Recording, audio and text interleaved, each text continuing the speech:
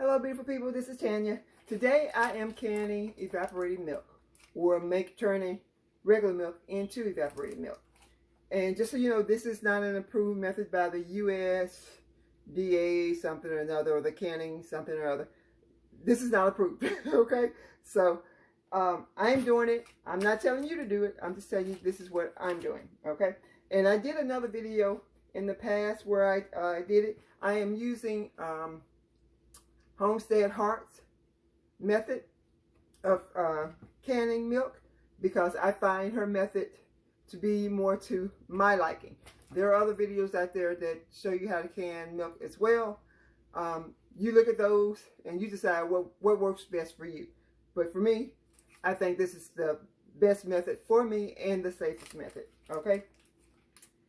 Simple, simple, simple. All you need is a gallon of milk. And a gallon of milk will make 9 pints of evaporated milk. And then, in case you didn't know, this is a pint, 16 ounces. Okay? So that will make 9 pints, 9 pints of evaporated milk. I have 2 here because I'm planning on doing 12. At first I said I was going to do 18, but I remember I have something else I need to do with some milk. So I was like, 12 will do right now. And this will last me through the holiday season and into the first part of the year. So, because that's pretty much when I use evaporated milk, around the holiday time. And again, this is a simple method. Now, this milk has been sitting out now for about, I guess about an hour and a half or so. Bring it down to room temperature. And prior to that, I was in the store for about an hour or so, again, riding around with my cart. So it's not as cold as it would be if you got it straight out of the refrigerator. And that's a hint too. Let this come down to room temperature if you can. You can do it from cold, but it's just going to take it longer. But the preferred method is to let it come down to room temperature. And so we're going to fill this up to within an inch head space.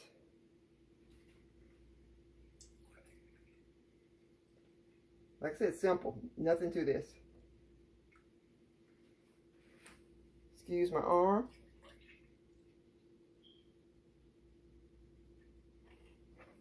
Like I said, we're leaving an inch head space on these.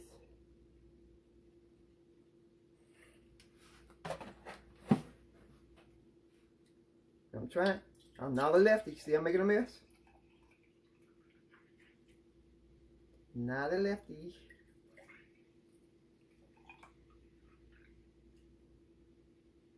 That's all.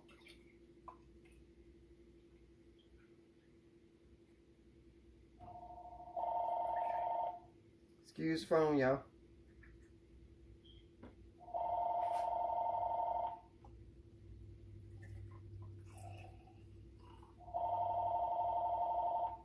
And that still gave me 9. Yay. Even though I spilled some. I still got 9. So now I'm just going to open the other one. Let me move this out the way. Let me turn it around, make my life easy.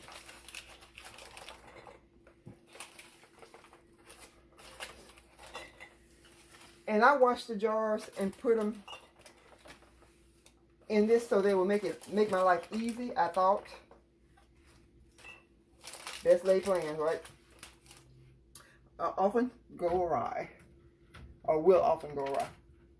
Alright, so now we're just going to open the second jug.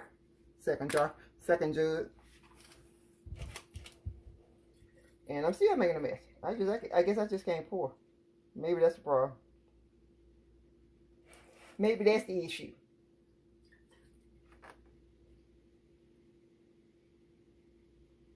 I call myself trying to be smart.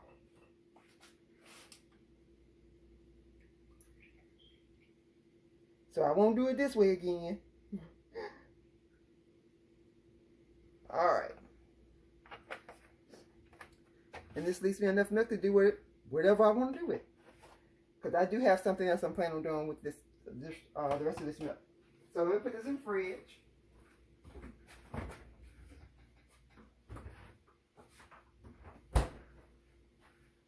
Alright, so they can be getting cold. And Before I wipe the rims with, excuse my ashy hands because I've been washing the jars. Oh, that's another thing too. Make sure you wash your jars. Make sure you wash your jars. I wash my lids and rings as well. Some people do, some people don't. I've worked in warehouses before. I suggest you wash them, but you do what you want to do. Okay? But anyway, getting back. So, the jars and stuff. Last time I used vinegar sparingly. This time I'm going to try just wiping the rims with water. Just regular tap water. Nothing special.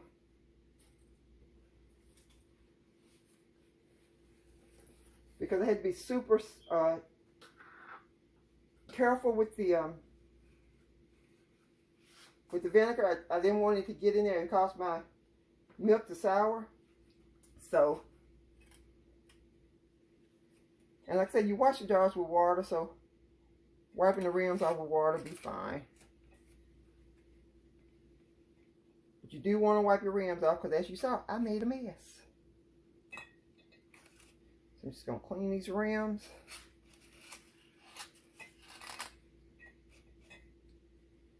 And because we are canning milk, and technically milk is considered a protein, or at least in the protein family, although it's also dairy, you will have to pressure can, okay? This cannot be water bath. You will have to pressure can this. Trying to get this all the way around. And the milk I did last year, it was wonderful. It was the best decision I made canning that. We loved it. And I used it in all my holiday cooking, whether it called for evaporated milk or just regular milk. I used it. Worked perfectly. So, just a suggestion. You do you, boo. Put a little bit more water on here. Get that excess off, which it doesn't matter. It's just water, people. It's just water. It'll be fine.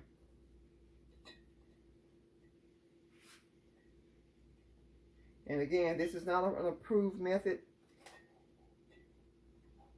but it is one I do enjoy doing, and it's quick and easy, and you get a big bang for your buck. Because I was pricing the evaporated milk today when I went to Wally World, and the PET milk, evaporated milk, was $1.79 a gallon. Not a gallon. I'm sorry, $1.79 a can. And the cans are, I forgot if they're 10 ounces or 12 ounces. But anyway, these are 16 ounces. So, and a gallon of milk cost me $4. So you divide $4 by 12. It's hard for me to do the math right now. But I'll tell you what it is if I remember. And tell you what it was later on. I've got a little bit of milk left in here. Like I said, leave no friend behind.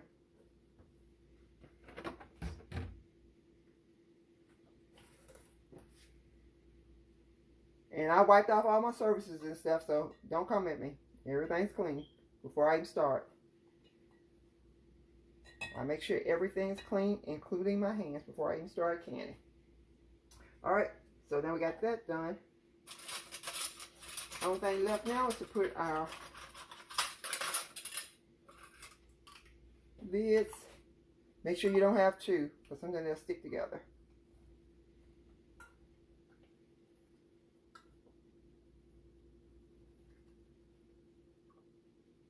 And like I said, I do wash mine, some people don't. That's a personal preference thing. Again, just want to reiterate. I worked in a warehouse. I would suggest you do, but you do you. You do you.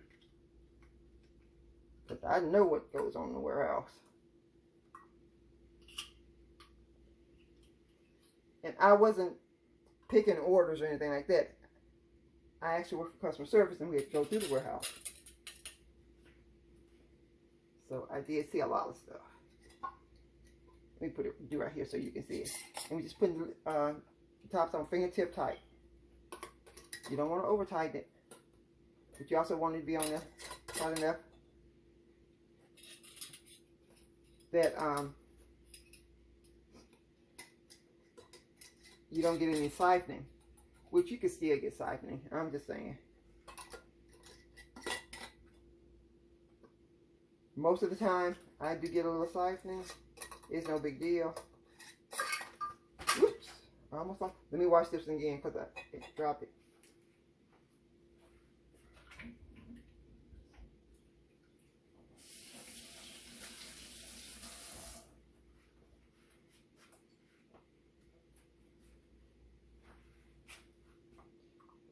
Like I said, a lot of times I do get siphoning, but it's no big deal. The only time it's a problem is if you're siphoning and you lose half the liquid in your jar. I think that's when it's a problem. If you lose over half your liquid, there's an issue. Okay. Again, we're just putting this on the fingertip tight.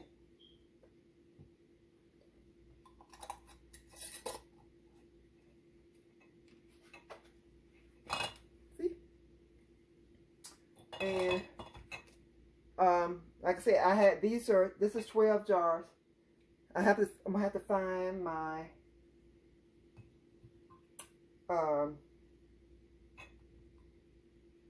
what is the thing you put at the bottom of the pan? Okay, anyway, I'll do that. I'll show you what I'm talking about. Okay, this is what I'm talking about. And what it is still eludes me. But anyway, so my canner will hold 18 of the pints, but it'll be 9 on the bottom, and normally it would be 9 at the top, but since I'm doing a dozen, I'm gonna put 6 at the bottom and 6 at the top. So, but anyway, let me show you. Move that jug out the way. Turn you around here. Oops.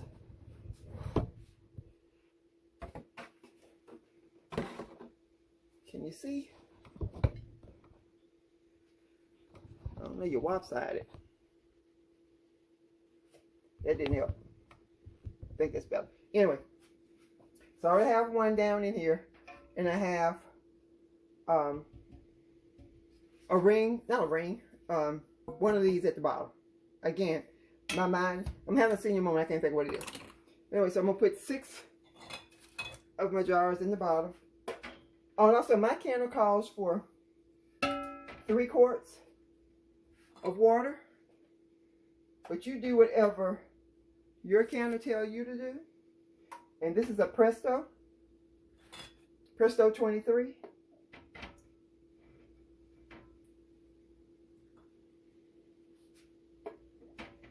So there's 6 at the bottom, giving it a little space.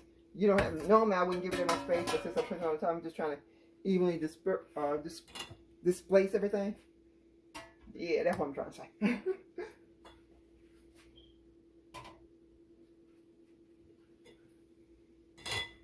So, see how simple this is? There's nothing to this. Nothing whatsoever.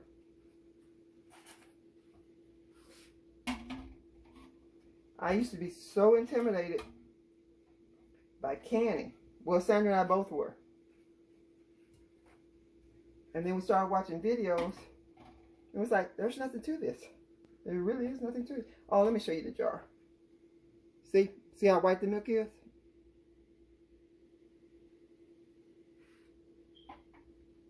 So in the previous video, I canned this for 15 minutes after it came up to pressure. And in my altitude, it's 11 pounds of pressure. But you have to look and see, based on where you live, what the pressure is that you need to can using. Is that correct in English? Anyway, you know what I'm trying to say. So, but mine is 11 pounds of pressure. Again, when you're canning cold items, you want to make sure that you start out with everything as close to the same temperature as you can. So my canner is cool. My water inside is cool. my contents are cool as well as my jar was cool. So, but I'm gonna go ahead and put my lid on. Now, sometimes I can get this on here and use it, sometimes I can't.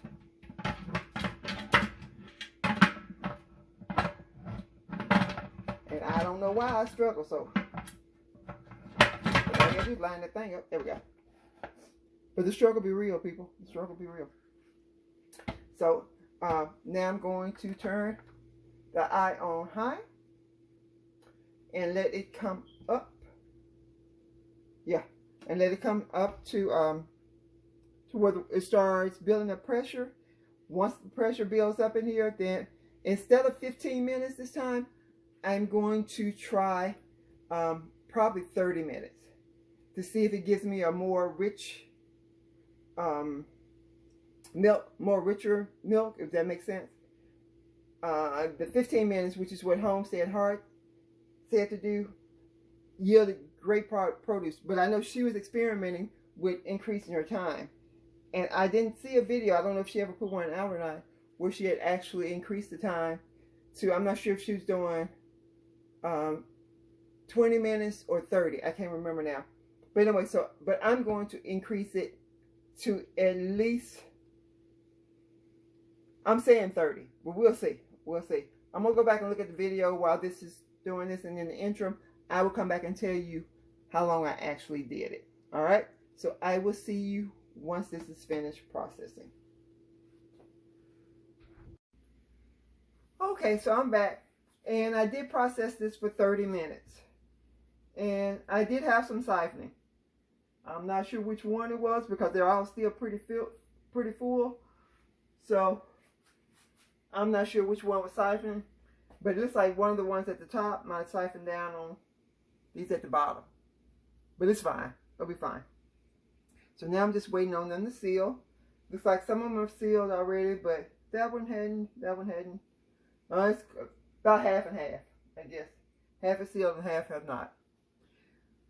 But again, I did process this for 30 minutes. So we're going to see how that goes. I think it'll be fine. Because I noticed if there is a darker, more richer color. And I did go back and look at Homestead Heart's video, which I will link that video in the description, where she did the revised time, cooking time, processing time on hers. I will link that video in the description so you can go back and look at that, as well as the video where we initially did the first canning section. But anyway, like I said, that gave us, I did not six, I'm telling a story.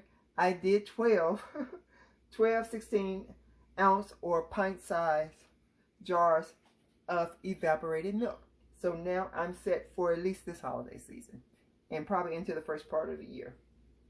I hope. But if not, it's, as you can see, it's an easy process. So there's nothing to it. Just go get some more milk and process it if I have to. Worst case scenario, I go buy a can for $2. When I said I was gonna tell you how much it came out to be a jar. Hold on one second. Okay, so that came out to be 33 cents per jar, based on the $4 for a gallon of milk.